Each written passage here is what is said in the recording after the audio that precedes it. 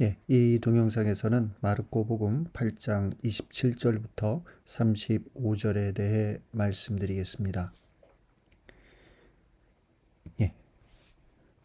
텍스트를 읽어보죠.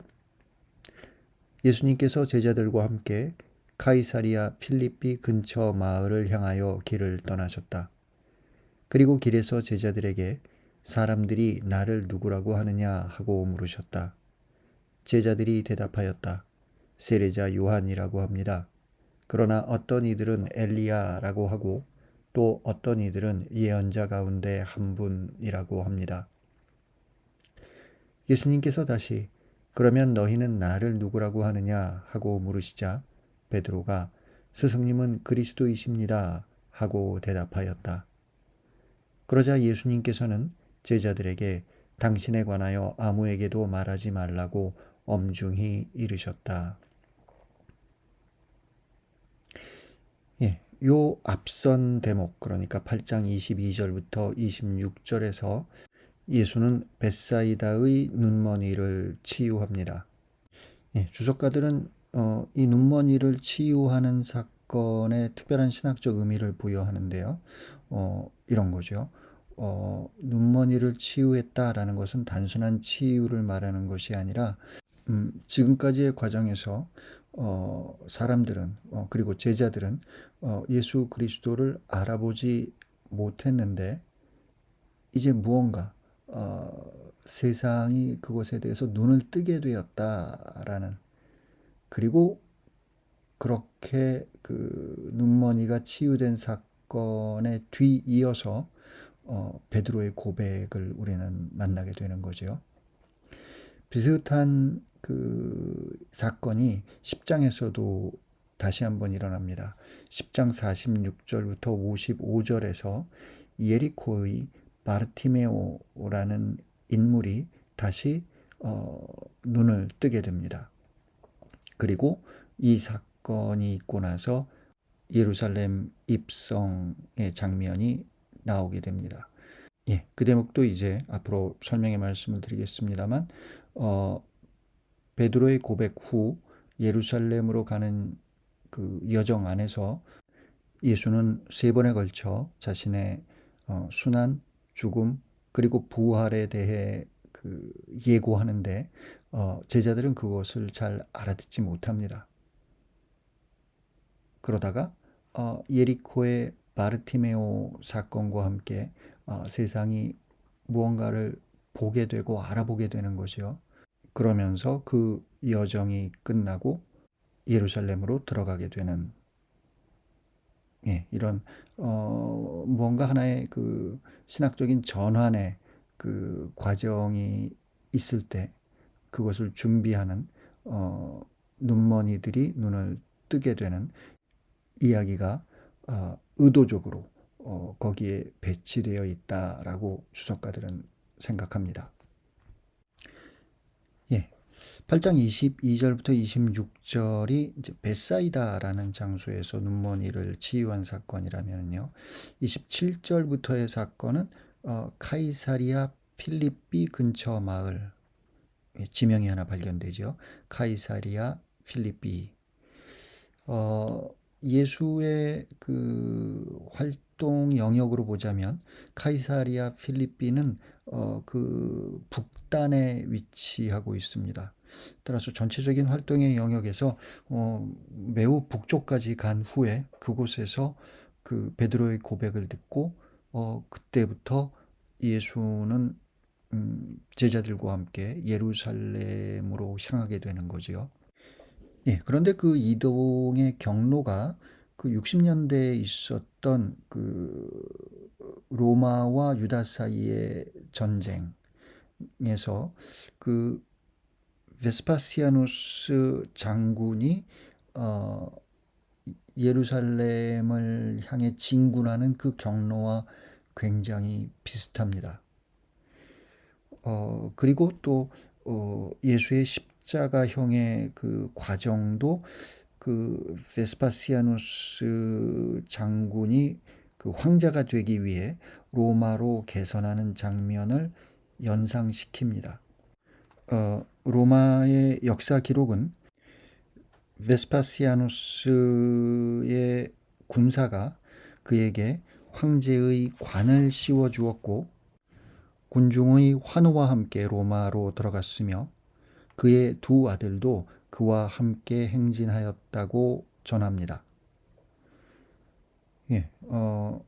예루살렘에 입성할 때 예수도 사람들의 환호를 받지요. 하지만 예수의 재판에서 또 십자가형의 과정에서 그 군중은 예수를 십자가에 못 박으라고 소리치고 또 예수를 조롱하는 사람들로 변합니다. 베스파시아누스에게 황제의 관이 씌워졌던 것처럼 예수가 가시관을 쓰는 장면이 복음서에 나오고요. 베스파시아누스의 두 아들이 그와 함께 행진했던 것처럼 예수의 그 십자가 사건에서도 그의 왼쪽과 오른쪽에 그 좌도와 우도가 함께 매달리는 그런 장면이 묘사되고 있습니다. 본문으로 돌아가지요. 예수는 길에서 제자들에게 사람들이 나를 누구라고 하느냐 하고 묻습니다. 사람들이 나를 누구라고 하느냐, 예수의 신원 또는 정체성에 관해서 사람들이 깨달았는지 알아보게 되었는지를 질문하는 것이라고 생각할 수 있겠습니다. 그러자 제자들이 대답합니다. 세례자 요한이라고 합니다. 그러나 어떤 이들은 엘리야라 하고 또 어떤 이들은 예언자 가운데 한 분이라고 합니다. 마르코복음 6장을 보면은 다음과 같은 내용이 나옵니다. 예수님의 이름이 널리 알려져 마침내 헤로데 임금도 그 소문을 듣게 되었다. 사람들은 세례자 요한이 죽은 이들 가운데에서 되살아난 것이다. 그러니 그에게서 그런 기적의 힘이 일어나지 하고 말하였다. 그러나 어떤 이들은 그는 엘리야다 하는가 하면 또 어떤 이들은 옛 예언자들과 같은 예언자다 하였다. 헤로데는 이러한 소문을 듣고 내가 목을 벤 그 요한이 되살아났구나 하고 말하였다. 예수에 대한 그 소문인데요. 사람들은 예수가 누구인지에 관해서 이렇게 말했다는 거죠. 죽었던 세례자 요한 또는 엘리야 또는 그 예언자. 여기서 그들이 예수를 엘리야다라고 말하는 근거는 그 당시의 유다 전통이 가졌던 그 말라키 예언서에 대한 그 해석에 근거합니다. 말라키 3장 23절을 보면 다음과 같은 내용이 나옵니다. 보라, 주님의 크고 두려운 날이 오기 전에 내가 너희에게 엘리야 예언자를 보내리라. 따라서 종말의 사건 직전에 엘리야 예언자가 올 것이다 라는 것이 유다 전통이 그 예수 시대에 가졌던 그 믿음이었던 것 같습니다. 그래서 그 복음서, 사복음서 모두에서 중요한 질문 중에 하나가 세례자 요한이 과연 엘리야인가 그렇지 않은가 뭐 이런 질문들이 있는데요. 그 점에 대해서는 다른 동영상에서 자세한 설명의 말씀을 드렸습니다. 동영상 찾아보시고 참고하시기 바랍니다. 엘리야 또는 그 예언자, 여기서 말하는 그 예언자는 신명기 18장에서 모세가 이스라엘에게 예고한 예언자일 것입니다. 신명기 18장. 나는 그들을 위하여 그들의 동족 가운데에서 너와 같은 예언자 하나를 일으켜 나의 말을 그의 입에 담아줄 것이다. 그러면 그는 내가 그에게 명령하는 모든 것을 그들에게 일러줄 것이다. 그가 내 이름으로 이르는 말을 듣지 않는 사람은 내가 직접 추궁할 것이다. 또한 내가 말하라고 명령하지도 않은 것을 주제넘게 내 이름으로 말하거나 다른 신들의 이름으로 말하는 예언자가 있으면 그 예언자는 죽어야 한다. 예, 여기서 하느님께서는 모세를 통해서 다음과 같은 말씀을 이스라엘에게 주셨다는 거지요. 그러면서 예언자 하나를 예고하셨는데 신명기 18장에서 예고된 이 예언자가 종말의 시기에 다시 나타날 것이다 라는 또 그런 믿음이 또 당시의 유다 전통에 있었던 것으로 추측됩니다. 예, 텍스트로 돌아가 본다면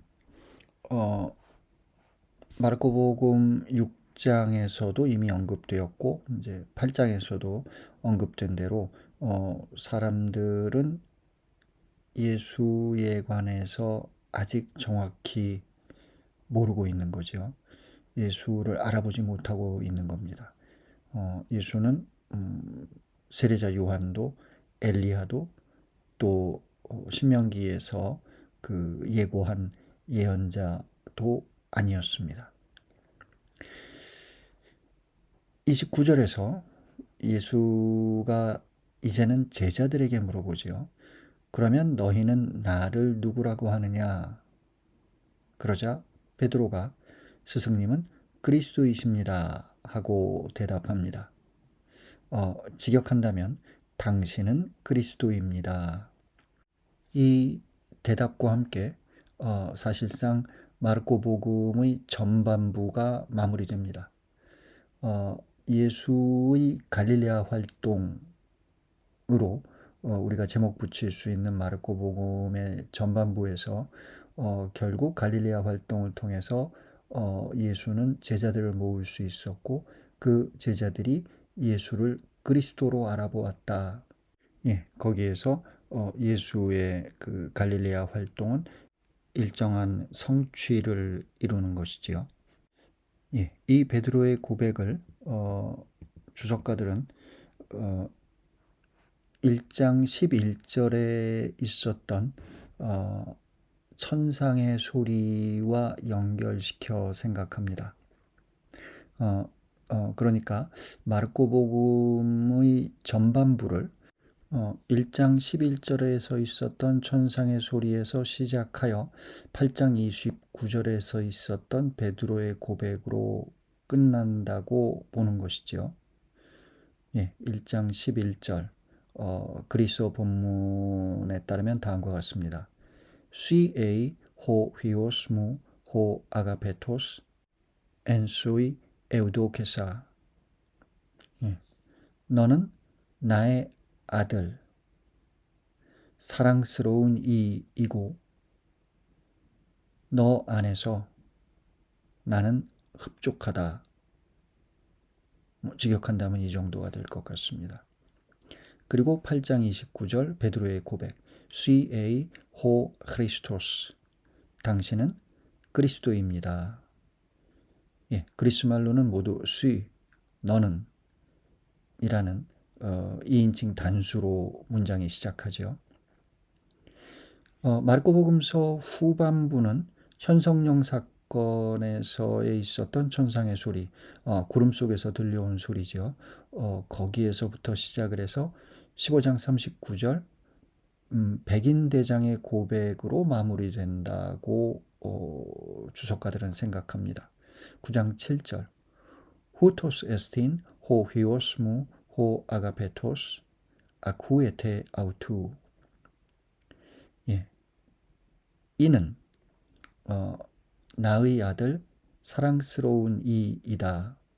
너희는 그에게 귀 기울여라 라고 직역할 수 있겠습니다. 후토스로 시작합니다. 그리고 15장 39절 백인 대장이 이렇게 고백하죠. 후토스 호 안트로포스 휘오스테우 엔.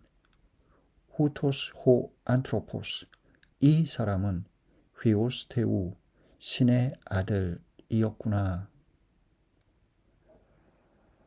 예, 여기서 9장 7절과 15장 39절은 모두 후토스 일종의 지시대명사라고 우리가 이름 붙일 수 있겠습니다.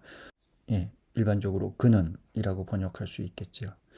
예, 따라서 마르코복음서의 전반부는 수위로 시작하는 천상의 소리, 하늘로부터 들려온 소리로 시작을 해서 수위로 시작하는 베드로의 고백으로 마무리되고, 마르코복음서의 후반부는 후토스로 시작하는 구름 속에서 들려온 소리로 시작해서 역시 후토스로 마무리되는 백인 대장의 고백으로 마무리된다.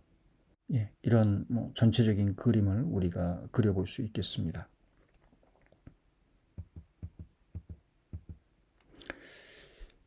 예, 그러자 예수님께서는 제자들에게 당신에 관하여 아무에게도 말하지 말라고 엄중히 이르셨다.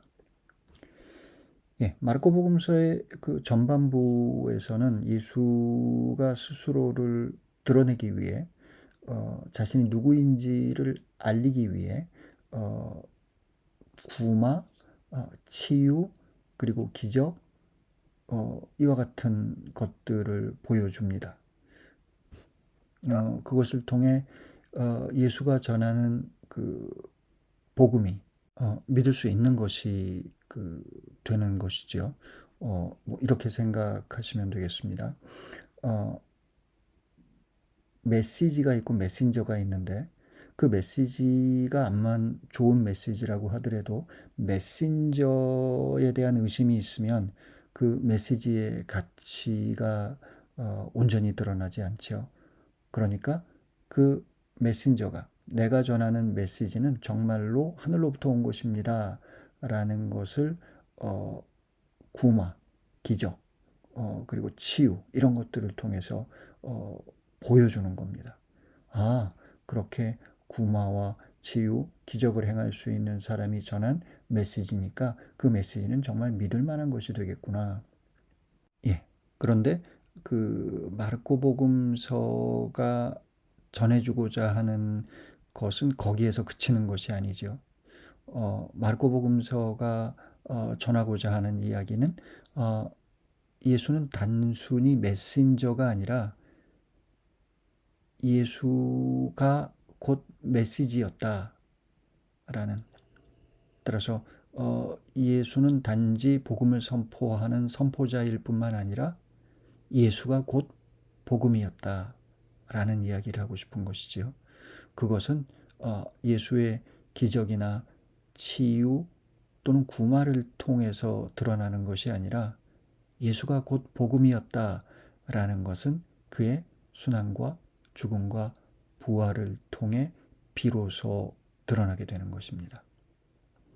따라서 그 신비가 온전히 드러날 때까지 예수는 제자들에게, 또 악령들에게, 또 다른 이들에게 자신에 관해서 말하지 말라고 함구시키는 내용이 복음서에서 자주 등장하게 됩니다. 예, 다음 텍스트를 읽어보겠습니다. 예수님께서는 그 뒤에 사람의 아들이 반드시 많은 고난을 겪으시고 원로들과 수석사제들과 율법학자들에게 배척을 받아 죽임을 당하셨다가 사흘 만에 다시 살아나셔야 한다는 것을 제자들에게 가르치기 시작하셨다. 예수님께서는 이 말씀을 명백히 하셨다.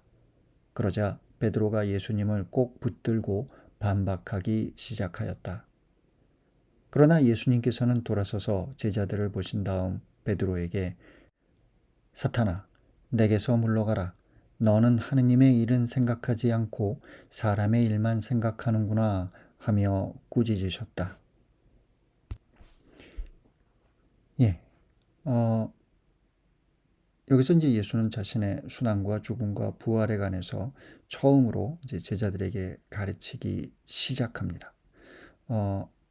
이미 말씀드린 대로 이런 예수의 순환, 죽음, 부활에 대한 예고는 3번 반복되는데요.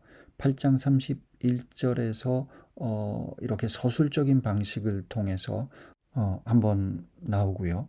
그리고 9장 31절에서는 직설화법으로, 하지만 매우 왜곡된 형태로 나오게 됩니다.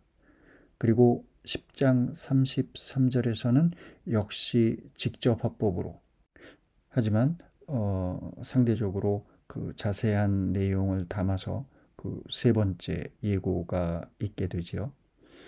이렇게 세 번이나 예수는 자신의 순환, 죽음, 부활에 관해서 예고하는데 거기에 대해서 제자들은 잘 알아듣지 못합니다.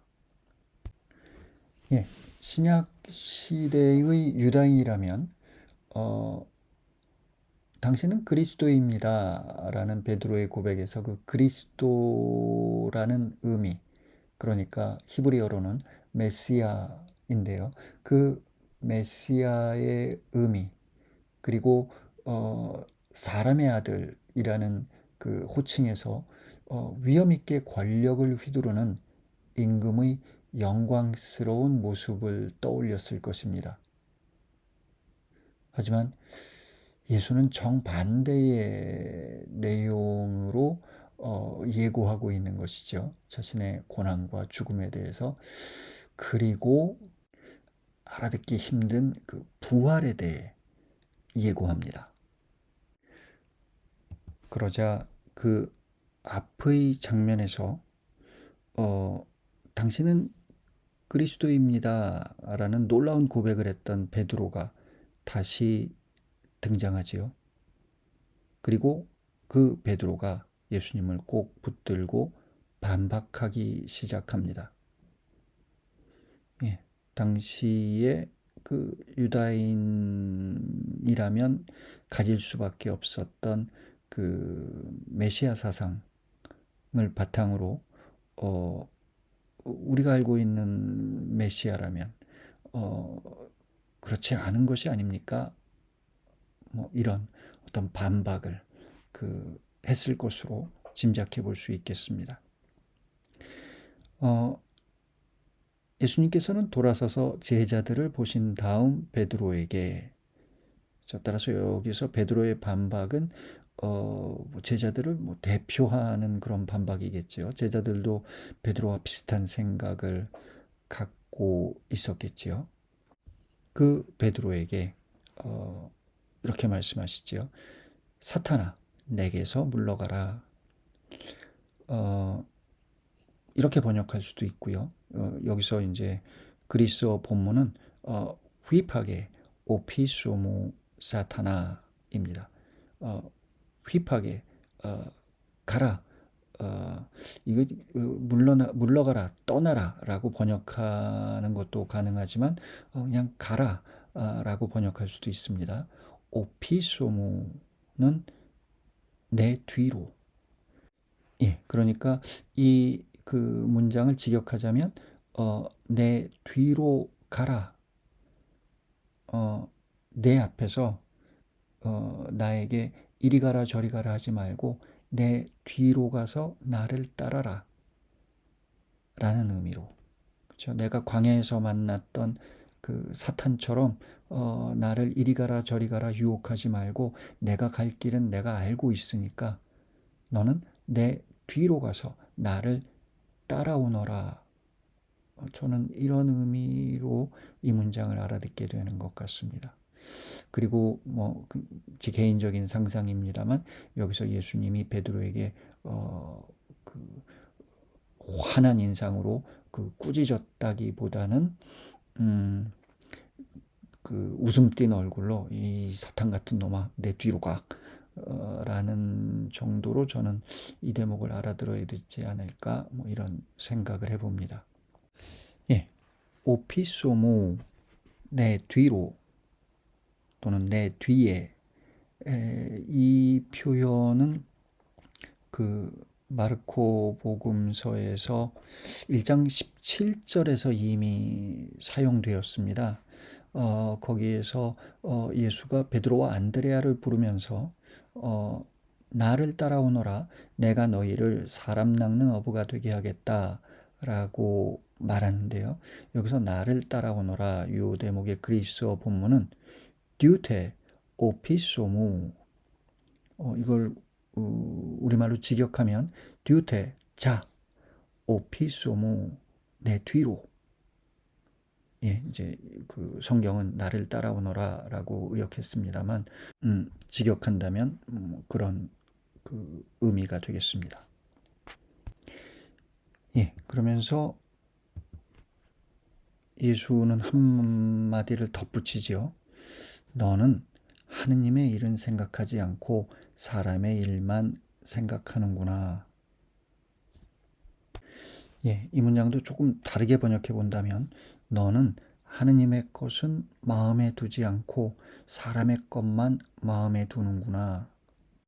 예, 하느님의 것, 하느님의 뜻이 되겠죠. 하느님의 뜻은 묻지 않고, 어, 사람의 그 욕망에 갇혀 있구나라는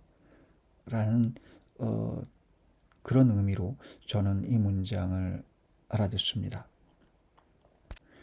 예, 다음 텍스트를 읽어보죠. 예수님께서 제자들과 함께 군중을 가까이 부르시고 그들에게 말씀하셨다. 누구든지 내 뒤를 따르려면 자신을 버리고 제 십자가를 지고 나를 따라야 한다. 정녕 자기 목숨을 구하려는 사람은 목숨을 잃을 것이고 나와 복음 때문에 목숨을 잃는 사람은 목숨을 구할 것이다. 예. 이 대목을 복음사가는 그 도입부에서 이미 강조하고 있는 거죠. 예수님께서는 제자들과 함께 군중을 가까이 부르시고 그들에게 말씀하셨다. 그러니까 모두 들어라 라고 말씀하시는 건죠. 단지 제자들에게만 얘기하는 것이 아니라 누구든지 내 뒤를 따르려면, 여기서 다시 오피소무라는 그리스어 표현이 등장합니다. 내 뒤를. 예. 베드로와 안드레아를 부르시는 마르코 1장에서, 그리고 좀 전에 베드로를 꾸짖으면서, 그리고 이제 제자들과 함께 군중 모두에게 말씀하시면서 내 뒤를 오피소무라는 그 표현이 반복해서 등장하는 거죠. 예수의 뒤를 따르려면 어떻게 해야 하느냐? 자신을 버리고 제 십자가를 지고 나를 따라야 한다. 그러면서 자신을 버린다는 것이 어떤 의미인지 35절에서 설명합니다. 정녕 자기 목숨을 구하려는 사람은 목숨을 잃을 것이고 나와 복음 때문에 목숨을 잃는 사람은 목숨을 구할 것이다. 예, 그리스도교 신앙의 중심에는 영원한 생명이 있지요. 그 영원한 생명을 얻기 위해서 예수의 뒤를 따라야 하는데, 그것을 위해서 어떤 결심, 어떤 마음가짐이어야 하느냐? 그 목숨까지도 잃을 수 있는, 자신의 모든 것을 내던지는, 자신을 버리는 그와 같은 마음가짐으로 예수를 따라야 한다라는 것이죠. 예, 마르코 공동체의 여러 가지 그 박해의 상황에서 이 말씀을 우리가 알아들어야 할 것 같습니다. 이런 예수의 요청은 마르코뿐만 아니라 마테오와 루카에서도 발견됩니다. 마테오 16장 그리고 루카 9장, 거의 그 문자 그대로 같은 내용이 나오는데요. 단지 이제 루카 9장 23절에서는 누구든지 내 뒤를 따라오려면 자신을 버리고 날마다 제 십자가를 지고 나를 따라야 한다.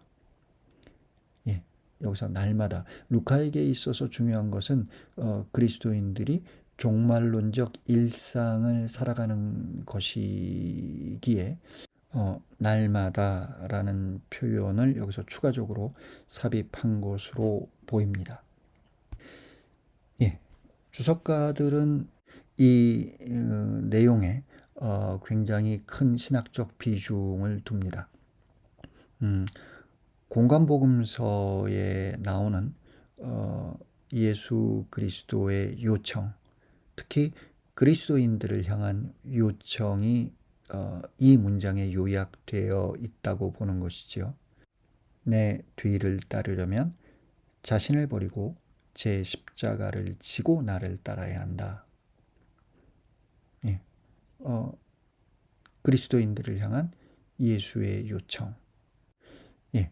요한복음서에 가면 그리스도인들을 향한 예수의 요청이 약간 다릅니다. 요한복음서에서의 그 요청은 다음과 같습니다. 내가 너희를 사랑한 것처럼 너희도 서로 사랑하여라. 예. 공관복음서의 그리스도인들이 살아갔던 상황과 요한복음서의 그리스도인들이 살아갔던 상황의 어떤 차이가 이런 변화를 만들어내지 않았을까라고 이제 주석가들은 생각합니다. 예, 오늘의 복음의 마무리를 읽으면서 그렇다면 그리스도인으로 살아가기 위해 나는 예수의 뒤를 오피소모 예수의 뒤를 따라야 하는데 그냥 따르는 것이 아니라 우선 자신을 버리고 여기서는 자기 목숨을 구하려는 사람은 목숨을 잃을 것이고 목숨을 잃는 사람은 목숨을 구할 것이다 라는 이런 말씀으로 자신을 버리고 라는 이 표현을 추가적으로 설명했습니다만 그럼에도 불구하고 자신을 버리고 라는 이 내용이 오늘의 교회 안에서 또 우리의 세상 안에서 어떻게 해석되어야 할 것인가 라는 질문을 하게 되고요.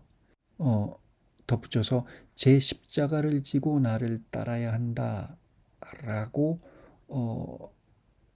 말씀하셨는데 여기서 그렇다면 내가 지고 가야 할 십자가는 나의 삶 안에서 과연 무엇인가?